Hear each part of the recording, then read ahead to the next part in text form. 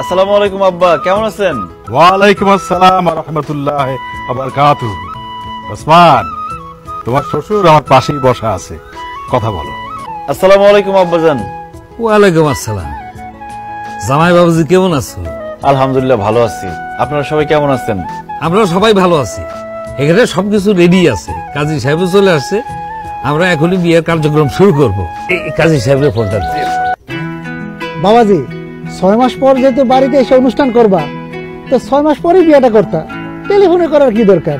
আসলে কাজী সাহেব, বকুলের ছবি যখন আমি দেখছি, প্রথম দেখাতে বকুলকে আমার ভালো লেগে গেছে।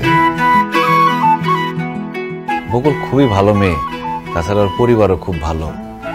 আর 6 মাস পরে আমি দেশে আসতে আসতে যদি বকুলের আরেক জায়গায় বিয়ে হয়ে যায়, এই জন্য আমি টেলিফোনে কাজটা সেরে ফেলতেছি। মহান আল্লাহ যার সাথে যা বিবাহ ঠিক করে রাখছে, আসলে সেইভাবেই তো হবে। যাই হোক, আর সময় নষ্ট না করি বিয়ের কাজটা শুরু করে ফেলি।